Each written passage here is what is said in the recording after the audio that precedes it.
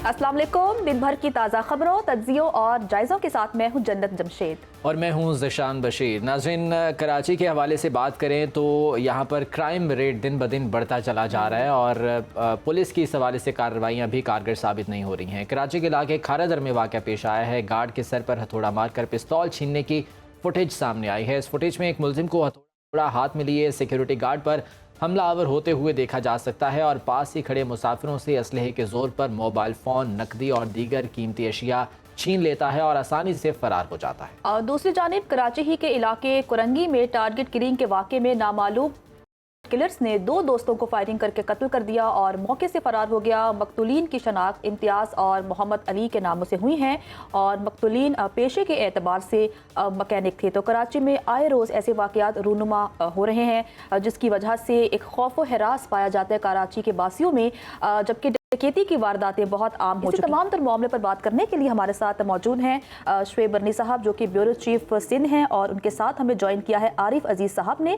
जो कि SSP city Karachi हैं। आप दोनों मेहमानों का बहुत शुक्रिया। सबसे पहले शुएब मैं आपकी तरफ आऊँगी, कहिएगा कि आए रोज़ इस तरह के वाक़यात पेश आ रहे हैं। कई सालों से कराची के हालात ऐसे हैं लेकिन अभी तक जो है वो हालात को कंट्रोल जो कानून नाफिज करने वाले इदारे हैं वो कर नहीं पा रहे। क्या वजह है इसकी?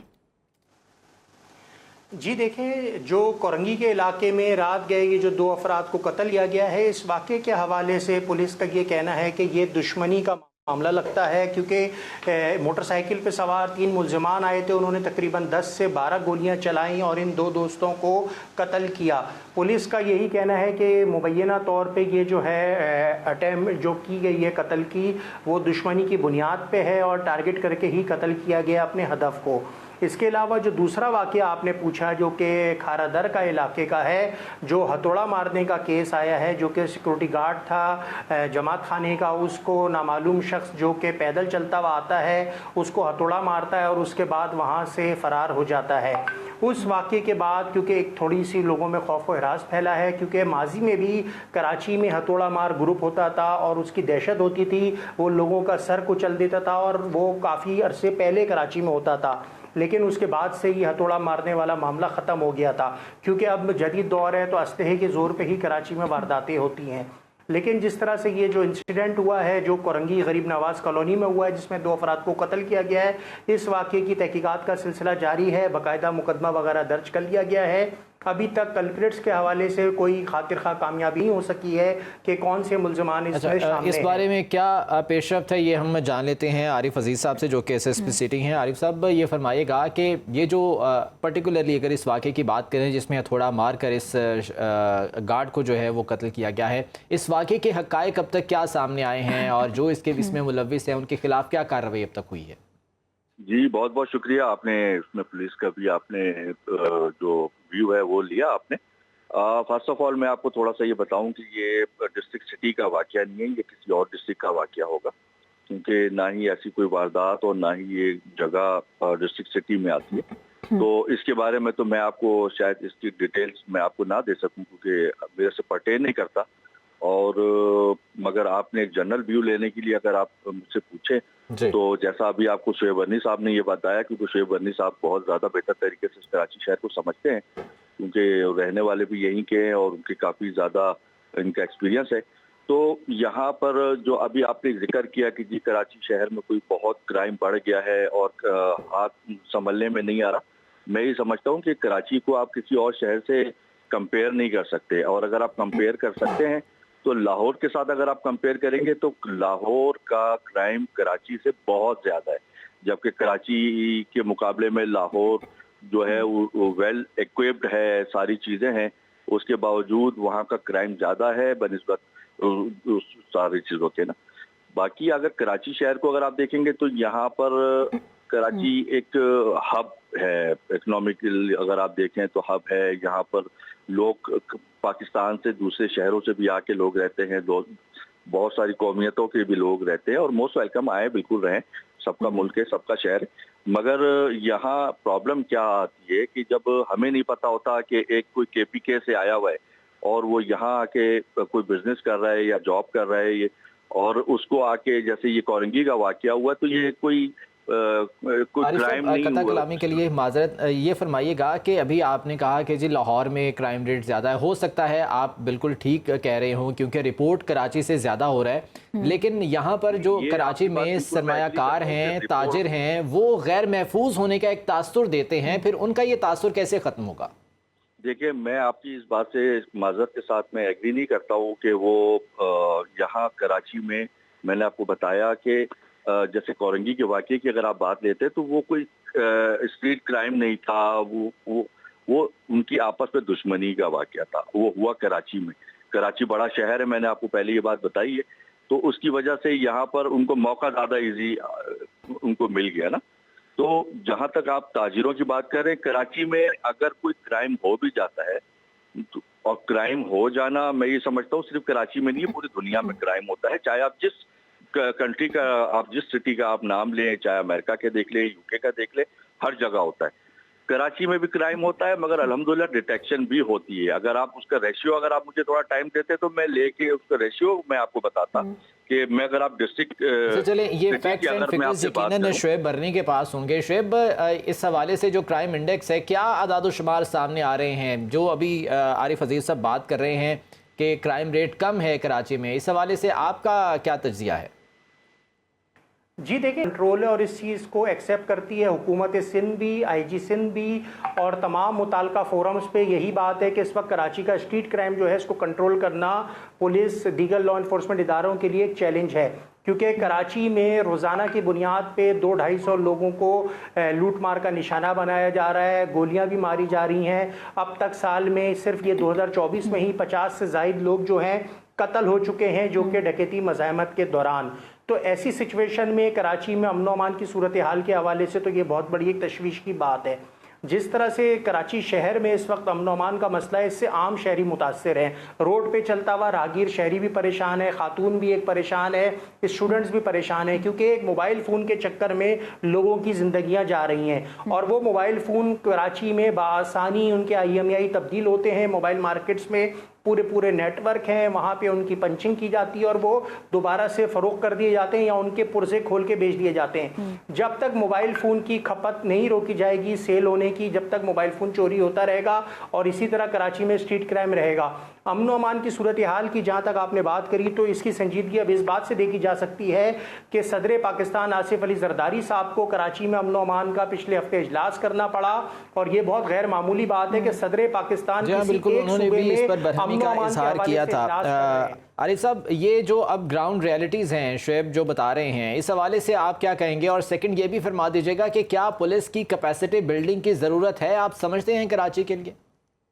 देखिए, ये कराची पुलिस वही पुलिस है जिस शहर के अंदर एक दिन में 25-25 लाशें उठाई जाती थी। यही कराची पुलिस है, यही लॉ इन्फोर्समेंट एजेंसीज हैं जिन्होंने आज इन सारी चीज़ों के ऊपर काबू किया अल्हम्दुलिल्लाह। आज मैं ये नहीं कहता हूँ कि ये हो, मगर आज देखें कि हम उसी शहर में बैठ के हम स्ट्रीट क्राइम की बातें कर रहे हैं, ये इसी पुलिस ने करना है और इंशाल्लाह यही पुलिस इन सारी चीज़ों को ख़त्म करेगी। उसके ऊपर IG साहब ने बहुत ज़बरदस्त एक वो इनिशिएटिव लिया है। जो रिपीट ऑफेंडर्स हैं, जो पकड़े जाते हैं और दोबारा जेल से छूट के आ जाते हैं, क्योंकि जो जिनके साथ वारदात होती है, मैं उनको भी थोड़ा सा रिक्वेस्ट करूंगा आपके तवज्जुह से कि अगर आपके मुल्जिमान पकड़े जाते हैं जब, तो प्लीज़ आके कोर्ट में उनको आइडेंटिफाई करें, उनकी शिनाख्त करें। जब आप इनकार कर देते हैं उसका फ़ायदा मुल्जिमान को होता है और वो जेल से छूट, मुजरिमान को सज़ा नहीं मिल पाती। जनाब ठीक है, बहुत शुक्रिया आपके वक्त। आरिफ अजीज साहब SSP सिटी हमारे साथ मौजूद थे और शुएब बरनी ब्यूरो चीफ सिंध मौजूद थे और कराची क्राइम के हवाले से खुसूसी तौर पर बात कर रहे थे। आप दोनों का बहुत शुक्रिया। आगे बढ़ते हैं और किसानों की हालत ज़ार पर बात कर लेते हैं कि सरकारी कीमत पर गंदम की खरीदारी न होने से किसानों की गंदम और काश्तकार सड़कों पर रुल गए हैं। गंदम खरीदारी शुरू न होने से मुत्तहिदा किसान इत्तेहाद तंजीमों ने 10 मई से एहतजाज की कॉल दी है। किसानों का कहना है कि गंदम माफिया पहले गंदम स्मगल करता था, फिर कमी की आड़ में लेकर गंदम इम्पोर्ट करके मुनाफा कमाता है। इस बार गंदम पक कर तैयार हुई तो ज़रूरत से ज़्यादा गंदम इंपोर्ट करके किसानों को 400 अरब रुपए का नुकसान पहुंचाया गया है। किसान रहनुमाओं का मजीद कहना है कि गंदम दरामद की ज़रूरत नहीं थी, लेकिन एक बोटी खाने के लिए गंदम माफिया ने ऊंट ही ज़िबा कर दिया है। जी हाँ, बिल्कुल। गंदम बहरान में पाकिस्तान को $1 अरब का नुकसान तो हुआ ही है, इसके साथ साथ 6 करोड़ गरीब किसान भी ख्वार होकर रह गए हैं। किसान तंजीमें जो हैं वो एहतजाज कर रही हैं कि हमसे सरकारी नरखों पर गंदम खरीदी नहीं जा रही है, जबकि सरकार का मौक़िफ़ है कि ऑलरेडी गंदम वाफर मिकदार में मौजूद है, तो इतनी गंदम लेकर क्या करेंगे। लेकिन इस सारे मामले में वो माफिया कहाँ पर है जो कि जिसने गंदम को इम्पोर्ट किया और उसके बाद यहाँ पर किसानों को परेशानी और मुश्किलात में डाल दिया, जिसकी वजह से अब किसान ये तमाम तर गंदम कम नरखों पर बेचने पर मजबूर हैं और अहजाज भी पूरे नहीं हो पा रहे हैं। ठीक है, इसी तमाम तर मामले पर बात करने के लिए हमारे साथ मौजूद हैं चेयरमैन ऑल पाकिस्तान किसान फाउंडेशन सैयद महमूद बुखारी साहब। महमूद बुखारी साहब, बहुत शुक्रिया वक्त देने के लिए। सर, कहिएगा कि अब तो काफ़ी टाइम हो गया है इस इशू को, इस क्राइसिस को, क्या आपको हुकूमत संजीदा नज़र आ रही है? क्योंकि वज़ीर आला पंजाब भी काफ़ी मुतहरिक हैं, वज़ीर आज़म साहब ने भी तहकीकात का हुक्म सादिर किया है कि गंदम क्यों इंपोर्ट की गई, कौन जिम्मेदार हैं। लेकिन उसके बावजूद भी जो किसान हैं, जो गंदम लेकर बैठे हैं, उनके मसाइल हल नहीं हो पा रहे। तो आपको लगता है कि हुकूमत संजीदा है या फिर वक्त गुजारी चल रही है? जी शुक्रिया जन्नत और निशान साहब। गुजारिश ये है कि हुकूमत हरगिज संजीदा नहीं है। अगर हुकूमत संजीदा होती तो ये क्राइसिस आना ही नहीं था। बुनियादी तौर पर क्राइसिस था क्या, आप ये देखें कि गंदम जो है वो क्रॉप इतनी बम्पर आई, ये मसला था। तो वो उस पर तो खुशी होनी चाहिए कि हमें जो है वो गंदम मिल रही है हमारे पाकिस्तानियों को। बुनियादी तौर पर ये नियतों का फतूर होता है और ये ना तजर्बाकारी होती है। देखें आप कि ये जब नवंबर में हम गंदम काश्त कर लेते हैं ना, तो ये पता चल जाता है कि भी कितने एकड़ के ऊपर गंदम काश्त हुई है। राइट, दिसंबर में ये सारा डाटा हुकूमत के पास आ जाता है और ये पता होता है कि इतनी जो है वो क्रॉप आनी है और फिर हुकूमत अपनी प्लानिंग करती है। आपने पूछा क्योंकि इनका इस तरफ तवज्जो नहीं है ज़राअत की तरफ, और ज़राअत वो शोबा जन्नत के आपको 6 महीने के अंदर ये आपको रिजल्ट देता है। बिल्कुल। मैंने अगर नवंबर में वो काश्त की है गंदम, तो 6 माह के बाद मैं गंदम आपको दूंगा। मैंने अगर गन्ना काश्त की है तो 1 साल के अंदर मैं आपको रिटर्न दूंगा। यानी ये वाहिद वो चीज है और आपकी पूरी सनद इस पे बेस करती है। आपकी कोई सनद आप उठा लें, आप शुगर मिल गन्ने से चलेगी, टेक्सटाइल जो है वो कॉटन से चलेगी, और टेक्सटाइल में 8 बड़े शोबे। बुखारी साहब, इस सिलसिले में अब लाहेअमल है क्या? चूंकि अभी गंदम तो किसानों की बिक नहीं रही है, सरकारी नरखों पर खरीदी नहीं जा रही और डेफिनेटली अगली गंदम की अगली जो फसल है उसकी बुवाई में भी ताखीर होगी, उसमें भी मुश्किलात होंगी। तो अभी लाहेअमल क्या बनाया जा रहा है इस सिलसिले में? देखिए, हमारा लाहेअमल तो ज़ीशान ये है कि अभी हम जो आपके साथ बात कर रहे हैं और हम अब जब सड़कों पे आते हैं तो हमें मार कुटाई करते हैं, हिरासा करते हैं, FIR देते हैं। आप देखें ना, नालायकी इनकी या वो जो कहते हैं निगरान की। कल भी एक प्रोग्राम के अंदर में था तो मैंने ये बात कही है कि हमारा तो कसूर बता देना। बात ये है कि काकर साहब ने किया या जो बाकी ECC के लोग थे उन्होंने वो जुर्म उन्होंने किया, किसान ने तो नहीं किया ना। उसकी सजा किसको? किसान की। वो अरबों रुपए कमा के अपना बैठ गए। अब मैं ये कहता हूं कि आपके प्रोग्राम के तवज्जुह से मेरी ये सिफारिशात या मेरा ये मशवरा है, अगर एक बात मैं आपको बता दूं कि पंजाब हुकूमत के हाथ पांव क्यों फूले, नहीं फूलने चाहिए थे। जन्नत, आपने कहा कि मरियम साहबा बहुत एक्टिव हैं और वो काम करती नजर आती हैं, तो उनको इधर किसानों की तरफ भी तवज्जो देनी चाहिए थी। उनको ये हरगिज ऐलान नहीं करना चाहिए था। उनको कहना चाहिए था कि जी हम खरीद करेंगे। जब इन्होंने हुकूमत में जो है हाथ खड़े कर दिए, तो जो प्राइवेट सेक्टर था जो हमसे खरीद करता था और गवर्नमेंट रेट पे खरीद करता था, वो पीछे हट गया। आप ये देखें कि जितनी फ्लोर मिल है वो अपना खामोश बैठी। दूसरी, उनको वो सस्ती गंदम मिल गई, उनको 4200 और 4300 के अंदर इन्होंने फ्लोर मिल के लिए जो रेट मुकर्रर किया वो 4700 रुपए किया इन्होंने। अब मैं आपके तवज्जुह से ये गुजारिश करना चाहता हूं कि आप जरिए इमरजेंसी लगाइए, आप ये गंदम लीजिए। मरियम साहबा या वजीर आजम साहब आप ये गंदम लीजिए, ये गंदम क्या नुकसान देगी। मैं एक मिसाल दे रहा हूँ, ये कहते हैं जी बहुत ज्यादा हो गई, भाई आप लेके रख लें गंदम को, अगर चूहे ना खाएं तो इंशाल्लाह गंदम कहीं नहीं जाएगी, और आप रख लें। मैं कहता हूं कि अगले साल के लिए फिर आपको आइडिबल ऑयल जो है ज़ीशान, आप देखें कि यही सजेस्ट कर रहे हैं कि हुकूमत को चाहिए कि गंदम को स्टोर कर ले अगर गंदम ज्यादा है, लेकिन गंदम को खरीदें जरूर ताकि किसानों का इस्तेहसाल ना हो। सैयद महमूद बुखारी साहब हमारे साथ मौजूद है। सर बहुत शुक्रिया वक्त देने। आगे बढ़ते हैं और अब मौसम की बात कर लेते हैं कि पंजाब और सिंध के मुख्तलिफ शहरों में गर्मी की शिद्दत ने जोर पकड़ लिया है। पंजाब में लाहौर, फैसलाबाद, मुल्तान और सरगोदा समेत मुख्तलिफ शहरों में गर्मी जोर पकड़ गई है, जबकि सिंध में नवाबशाह 44, जैकबाबाद 45, सखर 43, हैदराबाद और मुल्तान में दर्जे हरारत 41 रिकॉर्ड किया गया है। सारा दिन सूरज आग बरसाता रहा। माहिर माहौलियात ने सिंध और पंजाब में भी हीट वेव का खदशा जाहिर करते हुए कहा है कि 11 मई के बाद से रातों में भी गर्मी बढ़ने का इम्कान है। खुसूसन सिंध के मैदानी इलाकों में गर्मी की शिद्दत में मज़ीद इजाफा होगा। इसी बारे में बात करेंगे महकमे माहौलियात के माहिरीन से भी, लेकिन इस बारे में हमारे पास एक रिपोर्ट मौजूद है, पहले वो देख लेते हैं। मई शुरू होते ही सिंध और पंजाब के मुख्तलिफ शहरों में गर्मी की शिद्दत में इजाफा हो गया। बालाई और वसती सिंध में आइंदा दिनों दर्जे हरारत 46 डिग्री सेंटीग्रेड हो सकता है। महकमे मौसमियात के मुताबिक कराची समेत साहिली इलाकों में भी दर्जे हरारत मजीद बढ़ने का इम्कान है। शहर कायद में रवा हफ्ते गर्मी की शिद्दत में 40 से 42 डिग्री सेंटीग्रेड रहने का इम्कान, जिसके बायस हीट स्ट्रोक का खदशा सर उठाने लगा है। मौसमियाती तब्दीलियों के नतीजे में दुनिया भर में लोग शदीद गर्मी की लहरों, तबाहकुन सैलाबों और जंगलों की आग का सामना कर रहे हैं। सनती दौर के आगाज से ही फ्यूसल फ्यूल के जलने से पैदा होने वाली गैसों का इखराज माहौल में गर्मी को बढ़ा रहा है, जिससे औसत दर्जे हरारत में 1.1 सेंटीग्रेड का इजाफा हो चुका है। आलमी सतह पर कार्बन के इखराज में कमी न की गई तो ये सिलसिला चलता रहेगा। माहिरीन सेहत के मुताबिक शहरी सख्त गर्म मौसम में एहतियाती तदाबीर इख्तियार करें, घर से गैर जरूरी बाहर न निकलें, बाहर के खानों और बाजारी मशरूबात से परहेज करें, हल्के कपड़े पहने, बाहर निकलते हुए सर ढांप कर रखें और पानी ज्यादा पिएं और घरेलू ठंडी मशरूबात का इस्तेमाल करें। रिपोर्ट आपने देखी। हीट वेव के असरात जो है वो आइंदा चंद रोज़ में नज़र आना भी शुरू होंगे और प्रिकॉशनरी मेजर्स इस हवाले से बहुत ज़्यादा लाजमी हैं। डॉक्टर अशरफ निज़ामी साहब हमारे साथ मौजूद हैं, तिब्बी माहिर हैं, उनसे इस हवाले से बात कर लेते हैं। डॉक्टर साहब बहुत शुक्रिया आपके वक्त का।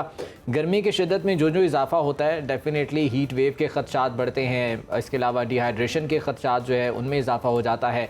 कौन कौन सी बीमारियां हैं जो कि इस वजह से पैदा हो सकती हैं और उनसे बचाव कैसे मुमकिन है, ये फरमाइएगा। Thank you very much. देखें, एक तो आम है कि जब भी बीमारी आती है, और अनफॉर्चुनेटली पाकिस्तान सारा यह बीमारी के सर्कल में ही रहते हैं, लेकिन हीट के साथ जो सबसे बढ़ के बीमारी का है that is the heat stroke. वो जो है लोग जो भी हैं इससे मुतासर होते हैं, पर्टिकुलरली वो लोग जो कि काम करते हैं, मजदूरी करते हैं और खेतों के अंदर काम करते हैं, तो वो लोग इससे ज्यादा जो इफेक्ट होते हैं, that is and heat stroke. अभी लेकिन मैं रिपोर्ट के अंदर भी आपके साथ थोड़ा सा कहना चाहूंगा कि ये जो बता रहे थे कि दर्जा हरारत क्यों बढ़ रहा है, और कराची और सिंध के अंदर बिलखसूस जो है कि ह्यूमिडिटी जो है उससे सफोकेशन, और सफोकेशन के साथ जो चेस्ट की बीमारियां ये भी फैलने का खदशा होता है। फिर फल जो है वो बड़े गल सड़ जाते हैं क्योंकि टेम्परेचर वहाँ पे ठीक नहीं होता, उससे मैदे के अमराज जो है उनके ऊपर भी ज्यादा मसाइल हो सकते हैं।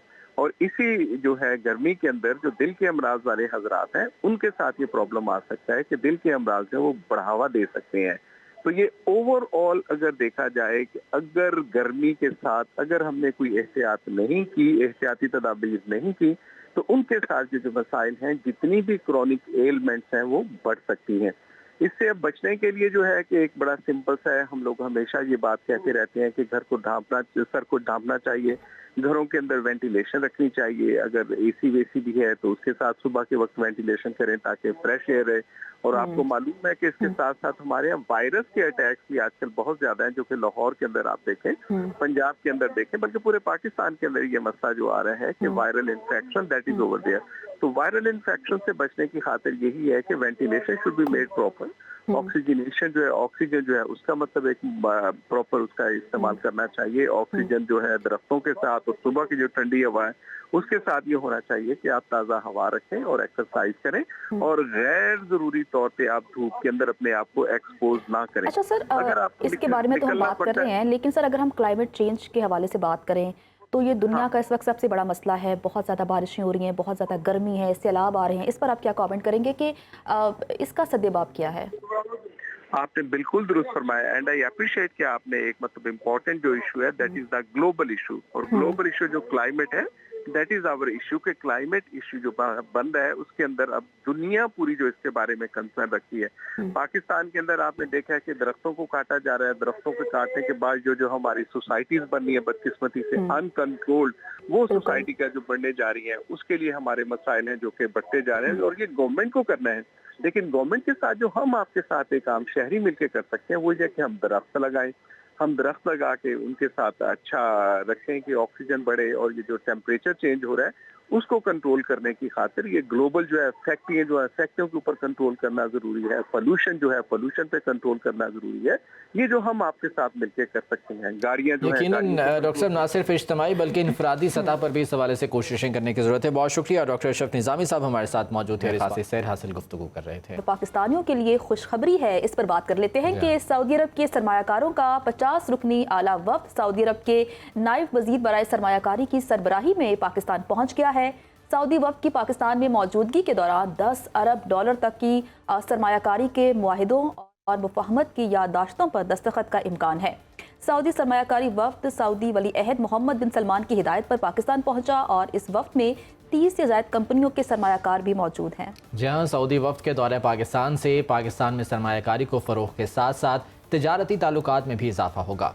सऊदी वफ्द में सऊदीया की IT, मरीन, माइनिंग, तेल और गैस की तलाश, अद्वियात साजी, एविएशन की बड़ी बड़ी कंपनीज़ के 30 से ज़ायद CEOs शामिल हैं। इस दौरे के दौरान होने वाले बिजनेस टू बिजनेस मीटिंग्स में ज़राअत, कानकनी, इंसानी वसाइल, तवानाई, केमिकल्स और मैरीटाइम के शुबों में तवज्जो दी जाएगी। सऊदी तिजारती वफ्द के दौरे से न सिर्फ बरामदात को फ़रोग़ मिलेगा बल्कि दो तरफ़ा मुलाजमतें भी पैदा, जो कि यकीनन पाकिस्तान के अवाम के लिए एक बड़ी खबर है। इसी पर ही बात करने के लिए हमारे साथ मौजूद हैं माहिर मईशियत डॉक्टर कैस असलम साहब। सर बहुत शुक्रिया दिन भर को वक्त देने के लिए।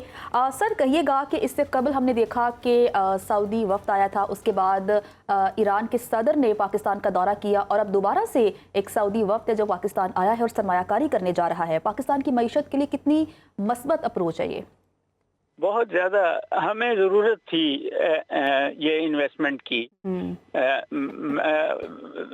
रिफाइनरी तो प्रॉमिस की हुई है सऊदी वफ्द ने, गैस पाइपलाइन हमारी एग्रीमेंट है ईरान के साथ, वो डिले हो रहा था। हमें एनर्जी की भी ज़रूरत है, हमें इंडस्ट्री की भी ज़रूरत है, और सऊदी अरब को भी हमारी एक्सपर्टीज़ है टेक्सटाइल में, फार्मास्यूटिकल्स में। तो मेरा ये ख्याल है कि ये वक्त आ गया था कि हम अब, क्योंकि पहली बात तो ये देखने वाली है कि ये एक पॉजिटिव एंडोर्समेंट है आपकी डेमोक्रेसी की कंटिन्यूएशन की। इलेक्शन हो गया, हुकूमतें आ गई, तो ये चौथी शायद डेमोक्रेटिक हुकूमत है। तो और फिर सऊदी का जो है वक्त आ रहा है, और वो तो दुनिया बदल रही है। आप सऊदी अरब और ईरान दोनों ये उसके भी मेंबर बन गए हैं, चाइना और इंडिया और वो जो है, तो हमें भी उसका मेंबर बन जाना चाहिए। तो ये इन्वेस्टमेंट से नौकरियां भी मिलेंगी, हमारे पढ़े लिखे लोगों को भी मिलना शुरू हो जाएंगी, इकोनॉमी भी ऊपर जानी शुरू हो जाएगी, ये बड़ी पॉजिटिव है।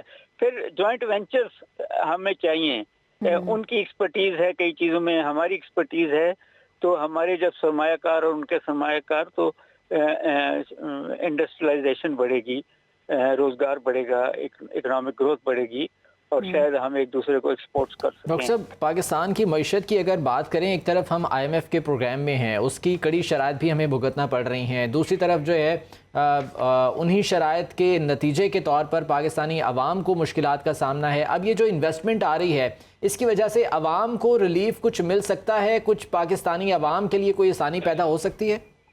देखें, बात यह है कि महंगाई तो कम नहीं होगी, मगर अगर रोजगार मिल रहा है तो फिर, और इंडस्ट्रियलाइजेशन आ रही है, तो वो जो 12 मिलियन बेरोजगार हैं उनको रोजगार मिलना शुरू हो जाएगी। अब सवाल सिर्फ यही है कि ये माइनिंग में होगी या एग्रीकल्चर में होगी या इंडस्ट्री में होगी, कहाँ कहाँ ये होगी, उसी के मुनासबत से हमें नजर आएगा। मगर इमीडिएट इफेक्ट कभी भी सरमायाकारी का नहीं आता, वो 2-3 साल लगते हैं, चीजें बनती हैं।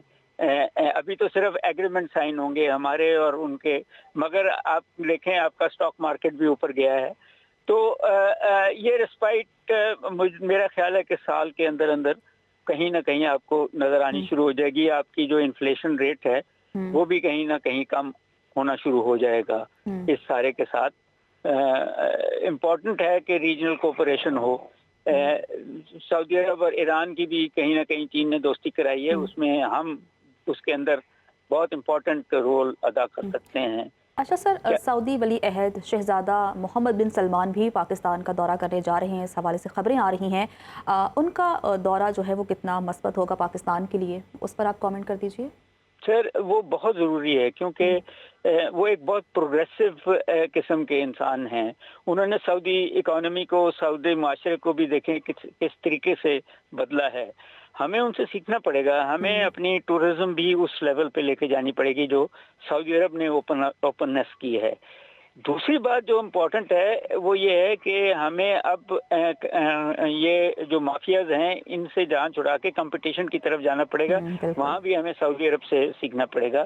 तो इन अ वे फिर ये है कि रिलीजियसली हम सऊदी अरब पे बहुत, हमारी आम लोग जो हैं वो तो इन अ वे वो जब पॉजिटिवली पाकिस्तान के साथ जॉइंट वेंचर्स और पाकिस्तान पे इन्वेस्टमेंट करने को तैयार हैं तो फिर कॉन्फिडेंस आता है हमारे जैसे मुल्क को, जो अब बहुत ज़्यादा गुर्बत में लोग जा रहे थे, बेरोजगारी में जा रहे थे, फ्लड्स थे, तो चीज़ें शायद डायरेक्शन हमारी सही होनी शुरू हो जाए। डॉक्टर साहब ये फरमाइएगा कि जो हमारे रिजर्व्स हैं या और इसके अलावा जो हमारे कर्जे रोल ओवर हुए उसके बाद अब ये इन्वेस्टमेंट यकीनन एक पॉजिटिव साइन है, तो इससे क्या रुपए पर प्रेशर कम होगा, जो डॉलर की कीमत है वो नीचे आएगी, हमारे कर्जों पर कोई असर पड़ेगा? देखें उसका तल्लक जो है वो हमारे जो हुक्मरान हैं वो और कर्जे लिए जा रहे हैं। वो IMF से भी ले रहे हैं, सऊदी अरब से भी ले रहे हैं, चीन से भी ले रहे हैं, रोल ओवर भी किए जा रहे हैं।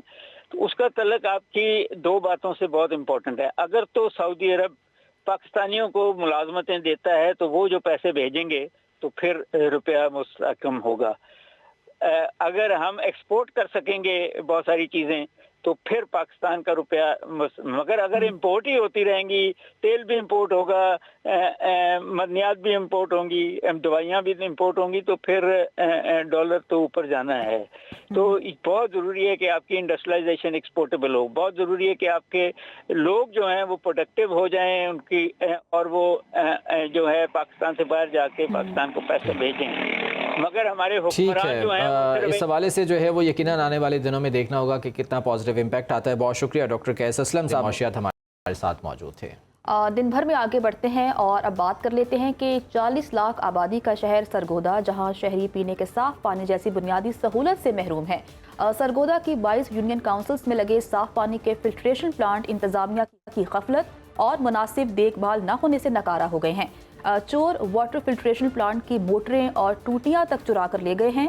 ज़ेरे ज़मीन पानी खारा होने से पीने के साफ पानी की किल्लत पैदा हो चुकी है, जिससे शहरी नहर किनारे पानी माफिया से पीने का साफ पानी खरीदने पर मजबूर हैं। और दूसरी जानिब जौहर कॉलोनी में नस्ब किया गया वाटर फिल्ट्रेशन प्लांट तालाब का मंजर पेश कर रहा है। शहरी अब पीने के पानी का इन्हिसार नहर किनारे लगे वाटर पंप्स पर कर रहे हैं, जिससे हेपेटाइटिस और पेट के अमराज फूट पड़े हैं। इसी तरह हाल पर एक स्पेशल रिपोर्ट तैयार की है हमारे नुमाइंदे अली रजा ने, वो आपको दिखाते हैं। सरगोदा की 40 लाख आबादी पीने के साफ पानी की बूंद बूंद को तरस गई। 22 यूनियन काउंसिल में लगाए गए वाटर फिल्ट्रेशन प्लांट भी अरसा दराज से बंद पड़े हैं। जौहर कॉलोनी में नस्ब किया गया करोड़ रुपए मालिक का वाटर फिल्ट्रेशन प्लांट भी अरसा दराज से बंद पड़ा है, जबकि तालाब का मंजर भी पेश कर रहा है। तिब्बी माहिरीन की जानिब से ज़मीनी पानी को मुज़र सेहत करार दे दिया गया है, जिसकी वजह से लोग बीमारियों में मुब्तला हो रहे हैं। जबकि लोगों की जानिब से यह कहा जा रहा है कि मुतअद्दिद बार हमने म्युनिसिपल कॉरपोरेशन के अमला को दरख्वास्त किया, लेकिन किसी भी किस्म का उस पर अमल दरामद नहीं हुआ। शहरी पीने के साफ पानी के हसूल के लिए दरबदर की ठोकरें खा रहे हैं, जबकि नहर किनारे हैंड पंप या मोटर पंप से पानी खरीद कर घरों को ले जाते हैं और इस्तेमाल करते हैं। लोगों की क्या क्या मुश्किलात हैं और इन्हें किन किन मुश्किलात का सामना करना पड़ता है, आवाम से ही जानते हैं। गवर्नमेंट हमारी बिल्कुल नहीं सुनती हैं। जो 2-3 सालों में इन्होंने प्लांट बनाए थे पानी वाले सारे, वो सारे ख़राब पड़े हैं। अब पूरे सरगोदा में पानी बिल्कुल ही बंद है। पानी कहाँ से आप भर के लेते हैं? पानी हम सिर्फ लेते हैं जो नहर से आते हैं, कैन वाले आते हैं, रेडियों वाले आते हैं, इनसे पानी लेते हैं और 50 रुपए का कैन देते हैं पानी का ना। महंगाई की वजह से हम इतना अफोर्ड नहीं कर सकते। कोड़ा पानी सही नहीं है। तो वाटर फिल्ट्रेशन प्लांट जो नस्ब किए गए हैं वो किधर गए हैं? वो तो वे मोल देते हैं पानी और क्या करते हैं। तो मुतालबा क्या करेंगे आप हुकूमत से? हमने क्या करना है, हमने पेड़ा भी गरीबों ने, और क्या करना है। कोई मुतालबा नहीं करेंगे आप? नहीं, हमारा क्या मसला है, केड़ी सुननी उन्होंने अपनी मारनी, उन्हें केड़ी सुननी है। गरीबों का केड़ा सोचना उन्होंने अपने कोल ही करना जो करना। पानी तो बहुत गटरों का गंदा पानी आ रहा है। गटरों का पानी मिक्स हो रहा है? मिक्स हो रहा है। तो जो वाटर फिल्ट्रेशन प्लांट लगे गए हैं वो किधर गए हैं? यही है बस। अच्छा, मुझे ये बताइएगा, पानी आप कहाँ से भर के घर को ले जाते हैं? हम पानी नहर से भरवाते हैं, बाद दफ़ा वो कहने दे जाते हैं, वो मूल ख़रीदनी पड़ती हैं पैसों से, और वो भी साफ़ नहीं होती। उनमें भी यानी कि ना वो सबज सी ज़रात लगे होते हैं, जो बीमारियाँ फैलने का अंदेशा रहता है। पानी तो नमकीन आ गया, पानी पीने का मज़ा नहीं है। वो अपना 5 किलोमीटर तो दुकान साड़ी और पानी भरने से आई दा। जो वाटर फिल्ट्रेशन प्लांट लगाए गए वहाँ से पानी ना जिन्ना कोई नहीं है। पानी भरने आना सी। तो हुकूमत ने तो बहुत से वादे किए हैं कि तमाम वाटर फिल्ट्रेशन प्लांट, वो नज़र आ रहा है सब कुछ। अब मुझे ये बताइएगा कि पानी आप कहाँ से भर के ले जाते हैं? पानी जी हम खरीद के इस्तेमाल करते हैं, जिसमें से बीमारियां भी लग जाती हैं। ज़ाहिर बात है, गंदे कैन होते हैं, उनका पानी फिर ऐसे ही है कि वो पीने के काबिल ही नहीं है। वाटर फिल्ट्रेशन है ही कोई, ना वहाँ पानी होता है, ना मोटरें गायब, कोई परेशान हाल है। तो कोई एप्लीकेशन किसी अफसर को आपने दी हो बहाली के लिए? जी है, लेकिन जी कोई सुनवाई कोई नहीं हो रही। वाइस यूनियन काउंसिल में वाटर फिल्ट्रेशन प्लांट नस्ब किए गए हैं, पानी कहाँ से भरने आए हैं आप? पानी हम इधर पैसों का भरवाने के लिए हैं। पानी कोई नहीं, उधर प्लांट वगैरह सारे ख़राब पड़े हैं, और जब से ये फ़िल्टर प्लांट लगे हैं तो नलकों में भी पानी आना कम हो गया है। तो पानी का कोई मसला हल नहीं है सरगोदे में। एक कैन ये कितने की भर के देते हैं? ये मुख्तलिफ वहाँ से भरवाएं तो 50 रुपए की भर के देते हैं, कोई 20 की, कोई 30 की, मुख्तलिफ जहाँ जिसका जहाँ दाल लगा हुआ वो लगा रहा है। तो मुतालबा करना चाहेंगे आप? मुतालबा तो कोई नहीं, अर्ज है कि पानी ठीक कर दें, मेहरबानी है इनकी। जी बिल्कुल, आपने सुना कि यहाँ पर मौजूद आवाम की जानिब से ये कहा जा रहा है कि तमाम वाटर फिल्ट्रेशन प्लांट बंद हैं, जबकि तिब्बी माहिरीन की जानिब से ज़मीनी पानी को मुज़रे सेहत करार दे दिया गया है। डॉक्टरों का क्या कहना है, हॉस्पिटल चलते हैं और उन्हीं से बात करते हैं। स्पेशली जो हमारा सरगोदा है, यहाँ पे बहुत सारी जगहों पे हमारा हार्ड वाटर है और वो ठीक नहीं है।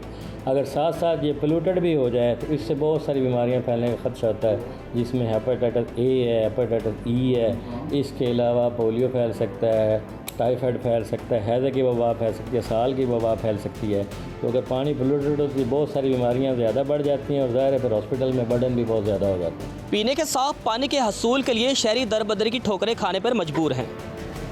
यहाँ पर मौजूद आवाम की जानिब से ये शिकवा जाहिर किया जा रहा है कि मुतअद्दिद बार हमने दरख्वास्तें दी हैं, लेकिन उस पर किसी भी किस्म का अमल दरामद नहीं हुआ।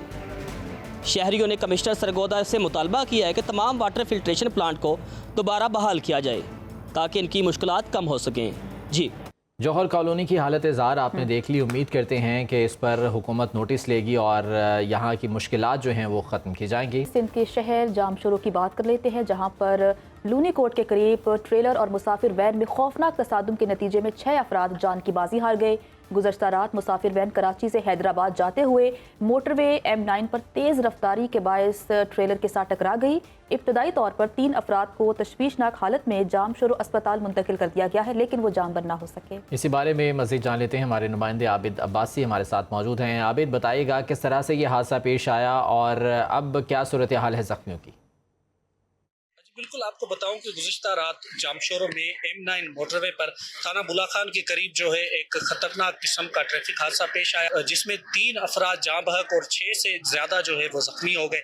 आपको बताऊं कि कराची से हैदराबाद जाने वाली मुसाफिर वैन जो है वो तेज़ रफ्तारी के सबब सामने जाने वाले ट्रालर से जो है टकरा गई, जिसके नतीजे में वैन में सवार आगे बैठे जो मुसाफिर थे 3 मुसाफिर मौका पर ही जाँ बहक हो गए। बाकी जो 6 से ज़्यादा ज़ख्मी थे उनको रेस्क्यू टीमों ने फौरी तौर पर जो है लम्स हॉस्पिटल जामशोर में मुंतकिल किया, जहाँ पे सुबह के टाइम पे 2 और जख्मी जो है वो अपनी जान की बाजी जो है वो हार गए। जख्मों के ताब ना सहते हुए वो भी जो है वो दम तोड़ गए। अभी भी मैं यहाँ पे कोटरी में DHQ हॉस्पिटल के बाहर खड़ा हूँ। मुतअद्दिद जख्मी जो है यहाँ पे लाए गए। रेस्क्यू टीमें रात भर हादसे वाली जगह पर मौजूद रही, जिन्होंने जो है जख्मियों और जाँ बहक हुए लोगों को फौरी तौर पर हॉस्पिटल पहुँचाया। रेस्क्यू का अमल जो है वो जारी किया गया। जी ठीक है, आबिद अब्बासी इस बारे में आगाह करे थे। जो अफसोसनाक हादसा पेश आया है, 6 अफराद जाँ बहक हो गए हैं। यकीनन महकमा हाईवे और जो महकमा मवासलात है उन्हें भी इस हवाले से इकदाम करने की ज़रूरत है कि इन हादसात को मिनिमाइज़ किया जा सके, और ना सिर्फ ये बल्कि जो अस्पताल हैं वहाँ पर भी सहूलियात बढ़ाने के लिए बहुत से इकदाम उठाने की ज़रूरत है। आने वाले प्रोग्राम्स में इस हवाले से ज़रा डिटेल से बात करेंगे। आज के प्रोग्राम से इतना ही, कल फिर मुलाकात होगी। खुदा हाफिज़।